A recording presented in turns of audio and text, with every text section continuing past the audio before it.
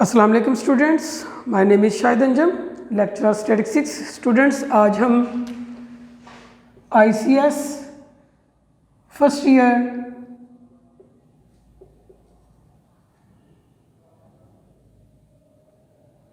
Statistics chapter number 2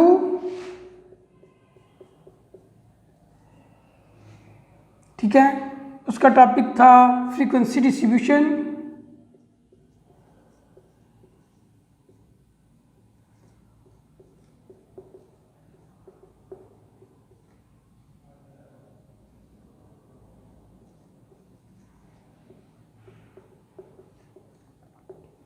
इसको study कर रहे थे। ठीक है, प्रीवियस लेक्चर में हमने फ्रीक्वेंसी डिस्ट्रीब्यूशन को स्टडी किया है। तो आज हम बेटा जी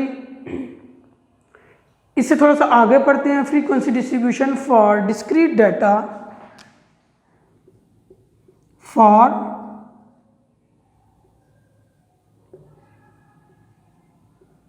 डिस्क्रीट डाटा। ठीक है, फ्रीक्वेंसी डिस्ट्रीब्यूशन डिस्क्रीट डाटा के अंदर हम कैसे बनाएंगे, कौन से स्टेप्स हैं जिनको हम फॉलो करेंगे और फ्रीक्वेंसी डिस्ट्रीब्यूशन बनाएंगे। इन the case of discrete data, in the case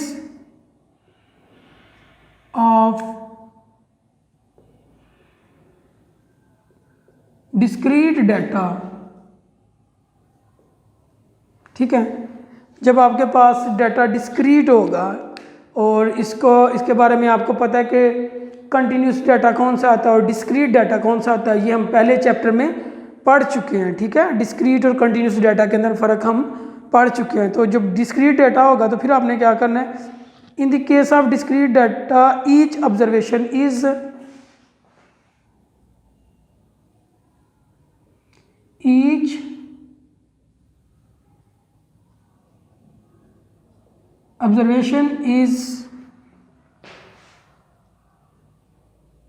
a whole number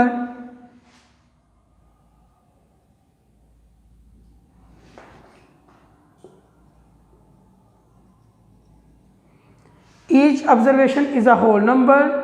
So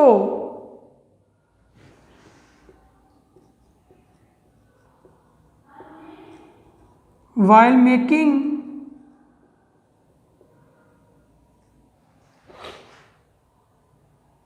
a frequency distribution,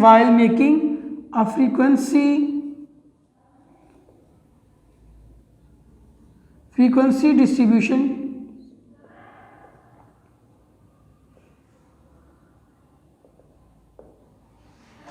while making a frequency distribution, the possible value or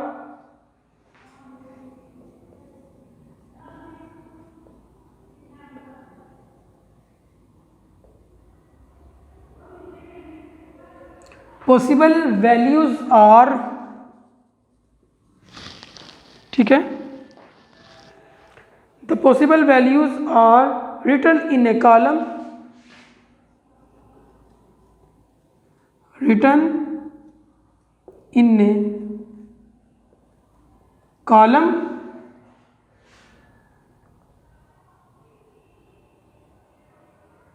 and a tally count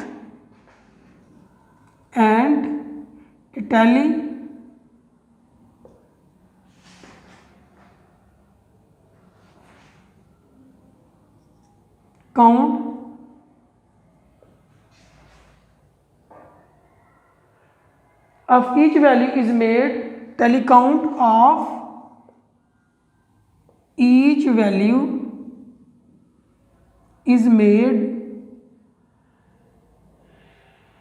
ठीक है, कि आपने हर value का tally count बना लेने for the data.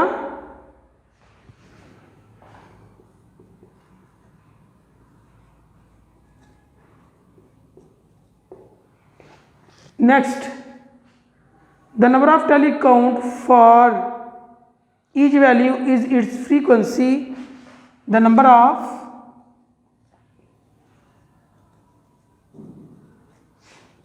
of tally count tally count of each value is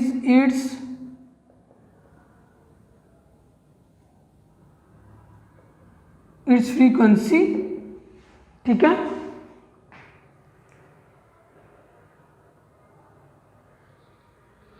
अच्छा जी,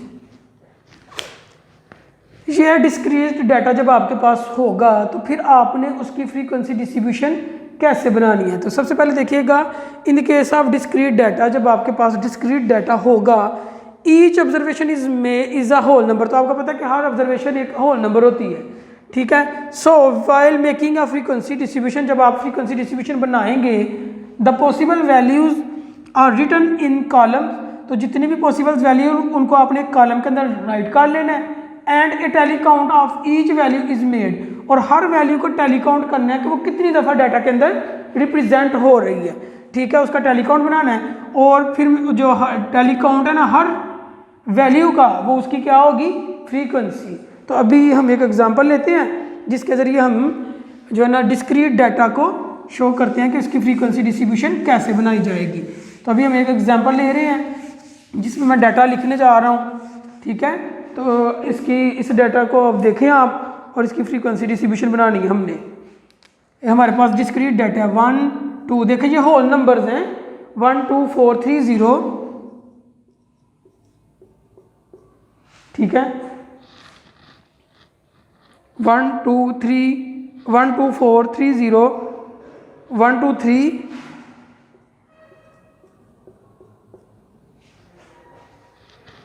फिर 1 1 0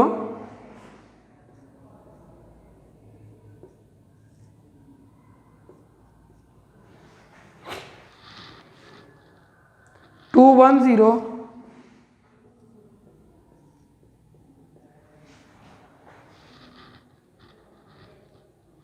2 3 0 0।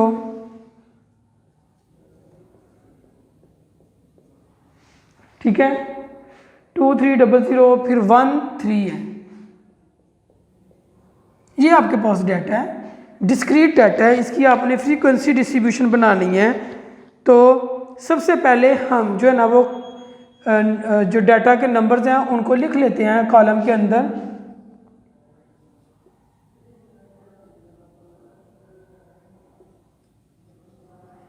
Numbers, इसमें देखिए सबसे छोटा है 0, फिर 1 है, फिर 2 है, 3 है, 4 है। इसके अलावा कोई नंबर है नहीं है। अब टैली काउंट या टैली मार्क जी, देखिएगा 0 हमारे पास कितनी दफ़ा आ रहा है, 0 को ज़रा काउंट करें तो देखिए 1 2 3 4 5 टाइम 0 है, तो 1 2 3 4 5, ये टैली काउंट हो गया। अब 1 देखिए कितनी दफ़ा आ रहा है, 1 2 3 4 5 6 टाइम 1 आ रहा है। तो आप इसकी जगह पे 6 टैली काउंट में ऐसे लिखेंगे 1 2 3 4 5 और ये 6। अब 2 कितनी दफ़ा आ रहा है, स्टार बना लगे, 1 2 3 4 टाइम हमारे पास 2 आ रहा है, तो 1 2 3 4।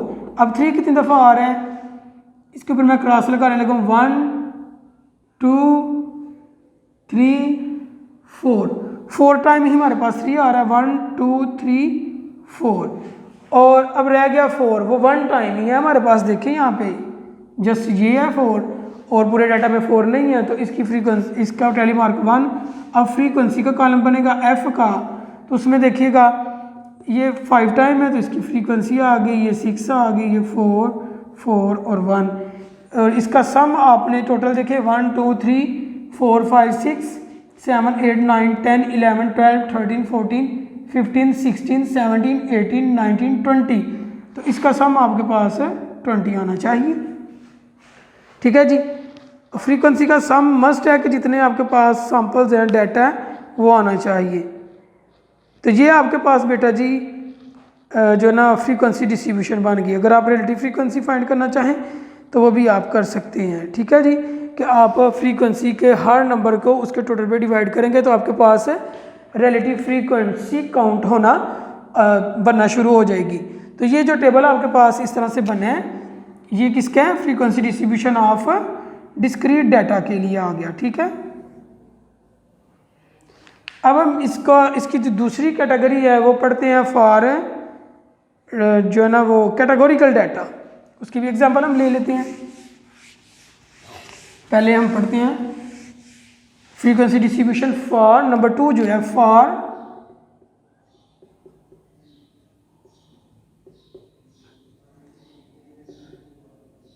Categorical data. फ्रीक्वेंसी डिस्ट्रीब्यूशन हमने कौन से लेनी है? कैटेगोरिकल डाटा की। इन the case of categorical data, in the case of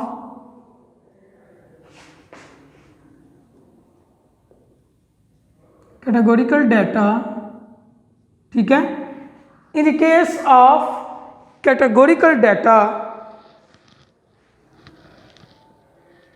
the categories are placed, the categories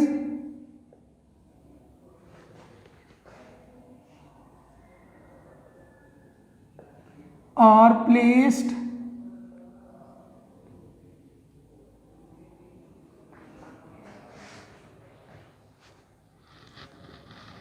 in a column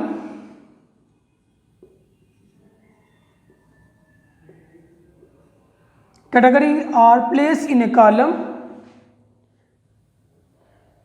and a tally count is made and a tally count is made for each category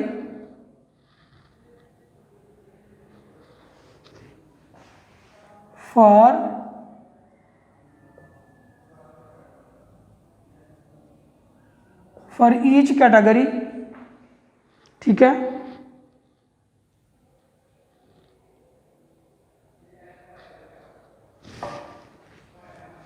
and the tally mark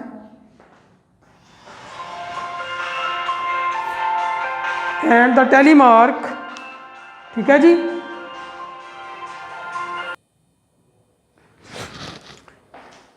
and the tally count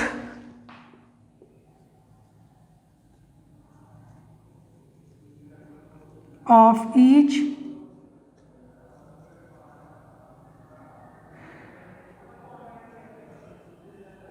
category is its frequency. ठीक है, कि हर जो category का जो tally count है उसकी frequency भी होगी। तो देखिए the case of categorical data, आपको पता है कि कैटेगोरिकल डाटा न्यूमेरिकल फॉर्म में नहीं होता, वो आपके होता तो आपके पास कैटेगरीज आएंगी। तो आपने क्या करना है कि हर कैटेगरी को एक कॉलम में लिख लेना है, फिर उसका टैली मार्क करना है।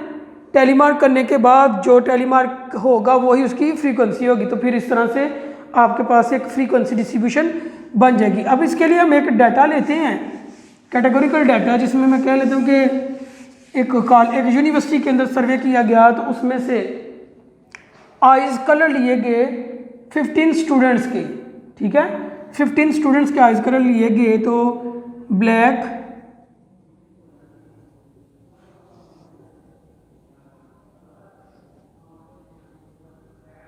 ब्राउन, इसको मैं स्मॉल बी से शो कर रहा हूँ, ब्लैक है, ब्राउन है, ब्लू,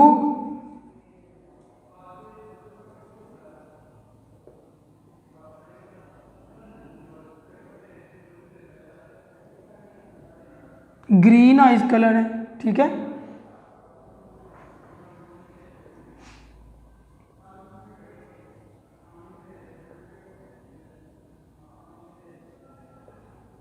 ब्राउन है।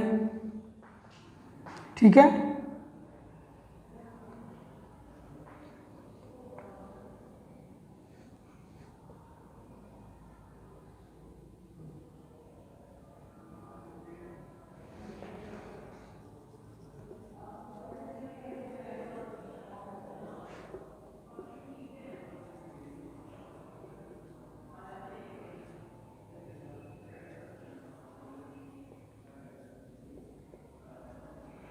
1 2 3 4 5 6 7 8 9 10 11 12 13 14 15 स्टूडेंट्स का डाटा लिया गया जिनका आइज कलर जो है ना नोट का लिया गया। अब हमें इसकी फ्रीक्वेंसी डिस्ट्रीब्यूशन बनानी है, तो colours black, brown, blue, green, ये 4 कैटेगरीज मैंने लिखी हैं। ठीक है, इसके अलावा देखने हमने कोई नहीं लिखी। ब्लैक है, ब्राउन है, ब्लू है और ग्रीन है। तो देखिएगा टैली मार्क,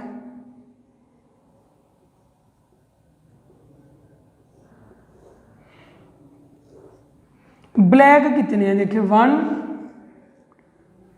और कितना ब्लैक जी 2 3 4, तो इसको 4 टाइम 1 2 3 4। अब ब्राउन कितने हैं, ब्राउन में आप देखें 1 2 3 टाइम ब्राउन है 1 2 3। उसके बाद ब्लू देखिएगा जी 1 2 3 4 5 टाइम ब्लू है 1 2 3 4 5। उसके बाद आपके पास रह गया ग्रीन देखिएगा जी 1 2 3 टाइम आपके पास ग्रीन है। ठीक है, देखिए 1 2 और 3। इसकी फ्रीक्वेंसी बना दें। अब आप 4 है 3 है 5 है और 3 है, इनको ऐड करें 15 बनता है कि नहीं, देखिए ज़रा, क्योंकि हमने 15 स्टूडेंट्स का डाटा लिया एक यूनिवर्सिटी में जिनके आइज कलर को हमने चेक किया। तो ये जो हमारे पास एक टेबल बने हैं, ये फ्रीक्वेंसी डिस्ट्रीब्यूशन है किसकी, कैटेगोरिकल डाटा की, जिसमें देखिए आपके पास कैटेगोरिकल डाटा था जो ना आइज कलर, ये कैटेगरीज है कलर्स की। ठीक है, इसी तरह से जेंडर है, उसकी 2 कैटेगरीज होती है, मेल फीमेल। आपके पास डाटा आ जाए, आप उसको मेल और फीमेल देखें कि मेल कितने हैं फीमेल कितने हैं, उनको काउंट करके उनकी फ्रीक्वेंसी लिखेंगे, तो ये आपके पास एक फ्रीक्वेंसी डिस्ट्रीब्यूशन बनेगी कैटेगोरिकल डाटा की। ठीक है जी, तो आज हमने अभी जो पहले पढ़ा है वो डिस्क्रीट डाटा के लिए पढ़ा फ्रीक्वेंसी डिस्ट्रीब्यूशन, और उसके बाद हमने कैटेगोरिकल डाटा के लिए फ्रीक्वेंसी डिस्ट्रीब्यूशन पढ़ी है। ठीक है, तो देखें इसमें आपको वाज़ह फ़र्क नज़र आ रहा है कि जब आपके पास डाटा होगा कैटेगरीज की फॉर्म में होगा, तो आपने कैटेगरीज को ही टेबल के अंदर लिख लेना है पहले स्टेप में, दूसरे में आपने उनकी टैली मार्क बनानी है, फिर उनकी फ्रीक्वेंसी। लेकिन अगर आपके पास डाटा डिस्क्रीट आ जाता है, डिस्क्रीट जो आपके पास होल फॉर्म में होता है, होल नंबर्स में होता है डाटा, तो उन होल नंबर्स को आपने लिख लेना है, उनकी टैली मार्क और फ्रीक्वेंसी बनाएंगे, तो आपके पास जो टेबल बनेगा वो फ्रीक्वेंसी डिस्ट्रीब्यूशन बनेगी डिस्क्रीट डाटा के लिए। जी, आगे हम पढ़ते हैं कि कम्युलेटिव फ्रीक्वेंसी डिस्ट्रीब्यूशन क्या होती है, फिर इसके ऊपर हम जो है ना वो नेक्स्ट वीडियो में। चलें, इससे पहले हम ओपन एंड क्लास की बात कर लेते हैं कि डाटा ओपन एंड क्लास किस तरह का होता है। ओपन एंड क्लासेस कौन सी होती हैं जी, उनकी बात करते हैं। ओपन एंड क्लास डाटा कौन सा होता है, जो टेबल होता है ओपन एंड का वो किस तरह से बनता है, ओपन एंड क्लास किसको कहते हैं। ठीक है, open and classes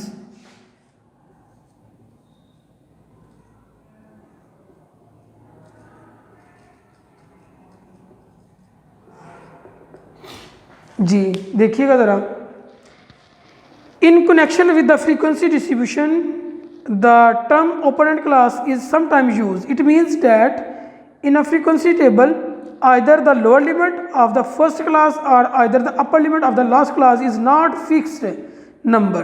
It may be happen that both of these are not fixed. The frequency table or open-end classes are found in the some practical situation. The frequency table about the age of people in a certain locality is given in the adjacent table.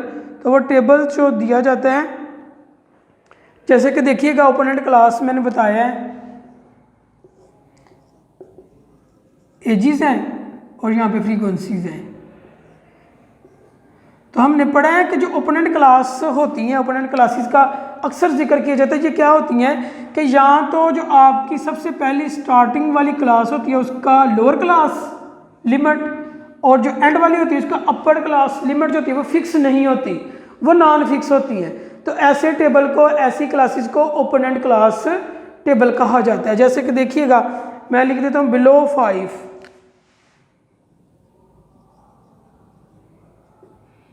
5 to 10, ठीक है।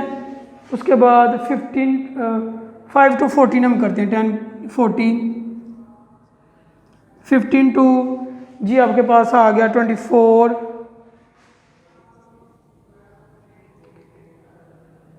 25 to 34, 35 to 44, 45 to 54, ठीक है। तो देखिएगा इसमें last वाली को हम कह देते हैं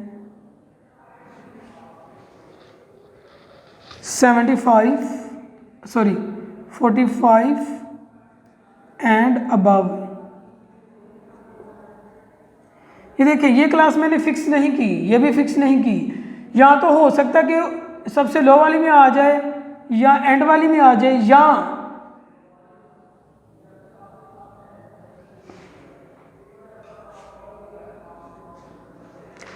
दोनों ही रिप्रेजेंट हो सकती हैं। तो इसमें अगर हम फ्रीक्वेंसी लिख देते हैं, ठीक है,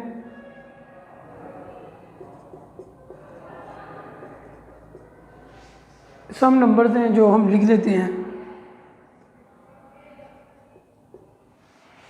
तो ये हमारे पास जो आ रही है ये ओपोनेंट क्लास है। तो देखें कि इसमें लोअर बाउंड्री को फिक्स नहीं किया गया, यहाँ पे अपर को फिक्स नहीं किया गया। या हो सकता है किसी टेबल में सिर्फ लोअर बाउंड्री फिक्स ना हो, अपर कर दी जाए, या हो सकता है लोअर फिक्स ना हो, फिक्स कर दी जाए लेकिन अपर ना की गई हो, या ऐसा भी हो सकता है कि दोनों फिक्स ना की गई हो, जैसा कि इस टेबल में आपको दिखाया जा रहा है, ठीक है। तो बेसिकली बेटा ये होती है ओपोनेंट क्लास। जी स्टूडेंट्स, आज का आपका लेक्चर यहाँ एंड होता है, ठीक है। नेक्स्ट लेक्चर में दोबारा मुलाकात होगी। ओके बेटा जी, अल्लाह हाफिज़, अपना ख्याल रखिएगा।